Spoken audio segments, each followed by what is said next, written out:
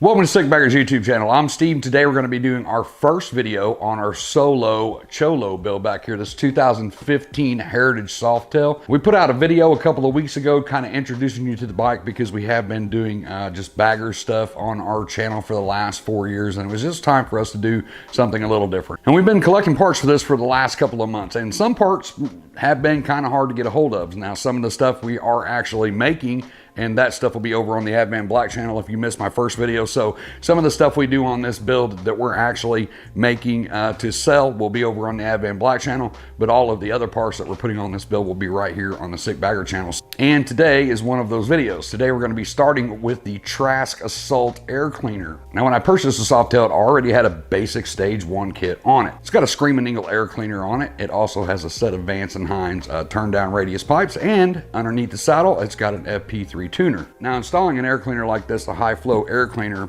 and already having a high flow air cleaner on there, it's not going to affect need to have any kind of tune done to it. We'll just quickly cover the tune so we don't get confused. I do get a lot of questions on, I changed this, do I need to tune? So we'll just quickly kind of go over that. Stage 1, high input, high output. So basically high input air cleaner, it's just more open, allows more air in. Then of course it combusts out the headers and out the exhaust. So if that's all high flow and no catalytic converter built into the headers like what usually comes on the bike, and then of course your slip-ons. If you have the open air cleaner and then more open exhaust, your bike breathes better. Therefore, you need to tune the bike. If you don't tune the bike, it'll still run. You're just more than likely you're going to be running a lot leaner, so you need to get a tuner on that. Now with this bike already having the stage 1, changing from one open air cleaner to another open air cleaner is not going to affect anything. And because we already have a stage 1 and a tune on it, we can pretty much do what we want to the exhaust at this point and no need to retune, unless you go from dual exhaust to a 2-into-1. If you go from dual exhaust to a 2-into-1, then of course you need to retune. So we searched for several air cleaners for this bike, and I immediately saw the Trask Assault Air Cleaner right off the bat and really like the way that it looks. So this Cholo build, of course, is ultimately going to end up with a ton of chrome all over it. So we went with the Chrome Assault Air Cleaner, and you can get this in black. Now this air cleaner does come with a clear front on it with the logo down at the bottom. It says Trask down here, and so you've got your open air filter here. It's the open element style, and this does actually come with a rain sock that tucks under these and velcros on, so to protect rain from getting inside here if you get caught in the rain. Now I've seen the open style clear front breathers like this in the past, and the only issue that I've actually seen from those styles is actually generated from the motor itself. On these style motors with the banjo bolts, they actually have breather holes that come through there, and it allows the back pressure, the oil, to come and get inside the filter, which ultimately sprays down in here. So after some pretty hard riding, you will ultimately see oil sprayed on the inside of this, which makes that clear cover not look so well. So we're going to actually install this, see how it does on the bike, and then we may purchase an aftermarket oil catch can later, which are readily available from several different companies. So we'll let you know if we do that in a future video. So Trask offers this in several different flavors, and what I mean by that is not only can you get it in chrome or black, but you can get them for the baggers too. I've seen this air cleaner on a lot of the bagger builds, absolutely love it. I think it's going to look sick on the Softail build. And just quickly go over what's in the box. You are going to get your banjo bolts and your spacers and a few O-rings, so make sure that you have this. You're also going to get that rain sock that I was telling you about. That goes on the outside. You're going to get a cool toolbox sticker from Trask, and I was pleasantly surprised to actually see some decent instructions. So from here, we're going to get the camera over here. I'm going to walk you through step by step on how to get the Trask Assault Air Cleaner installed on yourself. So the first thing we want to do is get the air cleaner off. Now, depending on which one you have, you'll have to look it over to see what you have. We got a couple of 1/8 Allens out here. I'm going to get the cover off to expose our larger bolt. Underneath that, we have a 5/16 bolt. It's just going to take the cover off the front to get to the element. That one's a little stuck. And we got 3 more Torx 27 bolts here that we're going to take out.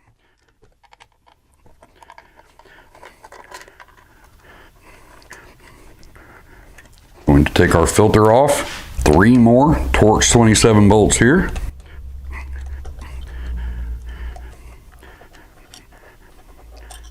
And this one looks like the whole Backing bolt's gonna come out with this one. That's fine too, so we gotta take it off. A couple of 1/2-inch bolts here. We've got our rubber lines that come from the banjo bolts that have the hole in the end that come and spray the oil back into here. I just use a little pick, kind of get in there, pull it out, pop it off. Now you can see where that goes on to the end of the banjo bolt. This is all hollow, and this comes around and sprays that excess oil back in here. Now inside here we have 2 more banjo bolts, 7/16. So grab you a long 7/16. We'll get those out. Now once we pull the banjo bolts, this is left on here with a gasket, could be pressed on there, so just kind of pull it away from the bike there. You have a couple of gaskets on the back here, and then you had your gasket on here. We'll take an old rag, get all this cleaned up. If you have any gasket left on here, make sure you use a super sharp razor blade. Do not score this metal. Just try to glide it over, get the thick stuff off. And once we get the thick stuff off, we'll use a little gasket remover to get the rest off. Gasket remover on there, just to make sure that we get this good and clean. And I'm just using some Permatex gasket remover there. You can pick that up just about anywhere. But you don't have to use this. I mean, if it's not too bad like this, you can use Goo Gone, whatever that's going to penetrate that and get that gasket off there. So we just put that on, let that set for just a little bit, and we'll come back and wipe that off. Now in order to get the air cleaner installed, we're going to have to take it apart. You've got 3 of these bars that go around. I've already got 2 of them out. You're going to take an Allen wrench and remove this outer bolt.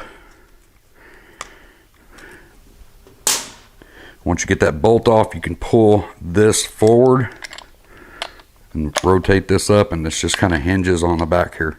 You're going to take all 3 of those off. We're going to take the outer plate ring off. We're going to take our clear cover out. We're going to take our breather element out, and that is going to expose our backing plate. So the next thing we have to do is remove the velocity stack. There's 2 magnets in here, but so if we just kind of turn this and break the magnets, we can pull this out just like that. So you can see the magnets here and here, here and here. So by just twisting this, it just gets the magnets off each other, and then you can pull it apart. So we're gonna move that out of the way. So from here we need to get into our hardware kit. It's all vacuum sealed, so just be careful that when you're cutting this open you don't damage these O-rings. So inside of our hardware package we're going to have a couple of small O-rings, and inside these spacers there's O-rings. Hopefully you can see that. The O-rings that are in the spacer are a different diameter than the 2 that are in the package. So make sure that if these pop out or fall out, you're not grabbing the wrong one and putting them back in there. Just pay attention to the O-ring size. And we have to start by putting the large O-ring that's in the package in the back of the backing plate here.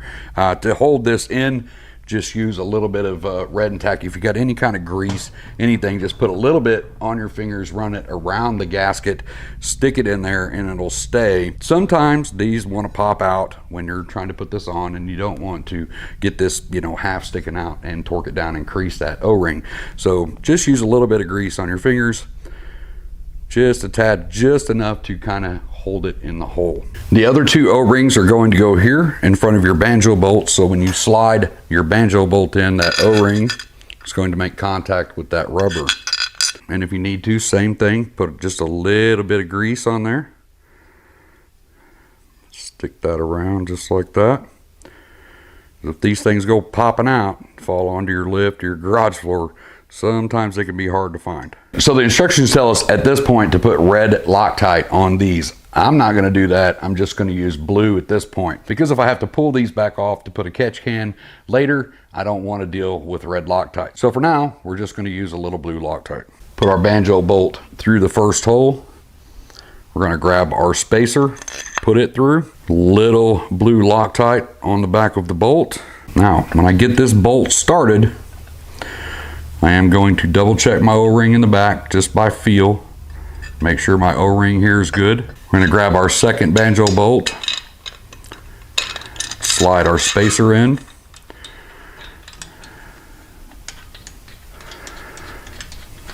get these in, do not tighten these down at this point. We need to shift this to line up our 3 holes into our throttle body. Inside that package was 3 of these small Allen head bolts. Those are going to go inside here. Same thing again, little blue Loctite. Hey, I hope you're enjoying the free video. I just wanted to take a real quick second to let you know how much I appreciate the hell out of every one of you. If you're liking what you see on the channel and you want to see more, it tremendously helps our channel if you just click that like button, hit the subscribe button, and tell your friends about us. You can also find Sikbaggers on other social media platforms like Facebook, Instagram, and even now we have a TikTok, so make sure to look us up over there. Every video that we put out is absolutely free all of the time. We don't have any secret squirrel websites where you have to go and pay us Patreon and all that stuff to see certain videos. And every time we do a video out here, it is absolutely free to you. Check us out everywhere and tell your friends about us. I'm going to let you get back to the video.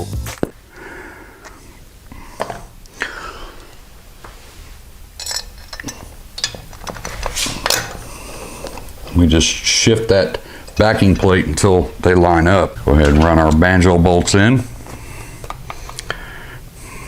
Torque our banjo bolts to 15 foot-pounds.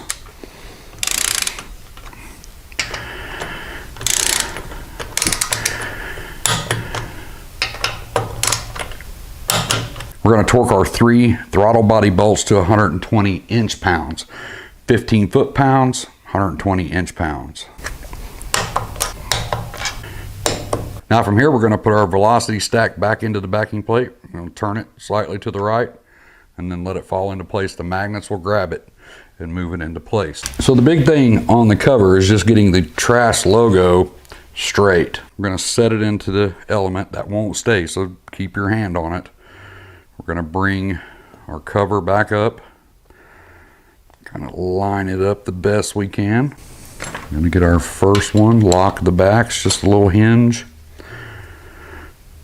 Going to try and get this one started. Grab our bottom one, hook it in the back, roll it in. Very cool design too, the way this system's set up with these little hinges. Kinda don't really know what else to call them, but it's a very cool system to keep the front onto the back. Most of the ones that you see just screw on somewhere on the outside. It's a separate piece, but this is actually a very cool looking breather, and that's one of the reasons why we were kind of sold on it to begin with. It just looked very cool, very different from the other ones. Getting kind of tired of seeing the same breathers on everything. And once we have everything lined up where we want it, we're just going to go around in a clockwise motion, just kind of half turns until we get this screwed down. I would like to do it like that so we make sure everything's even. We don't have a bunch of torque on one side and barely any screw on the other. Now the instructions on this say to use blue Loctite on these and torque these to 20 inch-pounds. And that's it, you're done. Like I said, very straightforward install.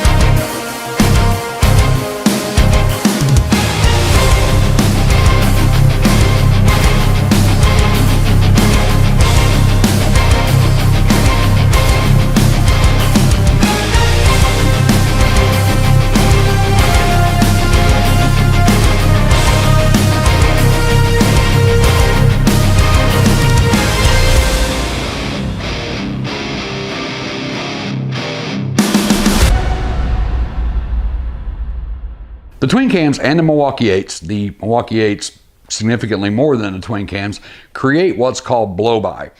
You'll see it a lot of times in the forums and stuff. People will be talking, maybe it's their first twin cam or their first Milwaukee 8 and they're riding and it's hot and they're giving it hell and they come home and there's oil dripping out of the back of their air cleaner.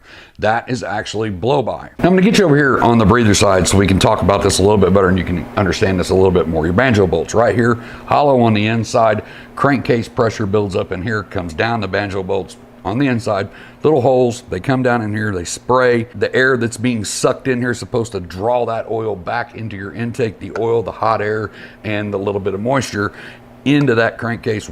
That's an EPA thing, like I said. So the very first thing you need to do on the twin cams and the Milwaukee 8s, I don't care, check your oil level. Like I said, just because you've taken it somewhere to get the oil changed doesn't mean they haven't topped it off a little too much. You can always reduce that oil level just a little bit. Clean it up, put it back on, take it for a ride and see what happens. With an air cleaner like this, having the clear cover on here, you don't want that excessive amount that's not getting in there and re-burnt. It's getting sprayed all inside here and all over your glass. So with this being a twin cam, the very first thing we're gonna do is check our oil level, reduce that. If we need to, we're gonna ride the bike and see how much blow by we get. If it starts getting all over the glass, then we'll take it from there. You can buy external breather kits, which basically are these spacers right here that are drilled and tapped with 2 little nipples on them, and you can put rubber hoses on them, bring them down here, put them into a T, put them into a catch can or a filter. On a Milwaukee 8, you may want to look into getting a check valve. So no matter what you do with the twin cams or the Milwaukee 8, you're going to get some blow by. It's just the nature of the design. That's how it's designed. And if you're getting an excessive amount, you're going to start seeing it. So right now what we're going to do, just because like I said, I've learned my lesson in the past with the 103s, just go ahead and reduce the oil level a little bit, and it actually takes care of a lot of that blow by. Also, there's charts online that tell you what viscosity oil that you need to be running and the temperatures that you're riding in. So just make sure that you have the right viscosity oil. That can also change that. Once you get that blow by cleared up and you don't have as much oil or hot air and moisture going back into that intake, it's going to improve your performance. So that's it. That's a simple, straightforward install on the Trask Assault Air Cleaner. But just remember, this is just part 1 of the Solo Cholo Softail build that we're going to be doing here on the 15 Softail. But like I said, we did a reveal video on it a couple of weeks ago. We bought this bike pretty much bone stock, and we're going to be transforming the entire bike. So if you're interested in watching the Cholo transformation from stock all the way to Choloed out, we've got a ton of parts over there to put on a bike. So if you're interested in watching that, make sure to hit the like and hit the subscribe button. After you hit the subscribe button, hit the little bell icon next to it, and it'll let you know every time we upload a new video. Like I said, part 1, Trask Air Cleaner. This one's done and in the books, but if you got any questions, you know the deal. Comment section down below. I'll try to help you the best that I can.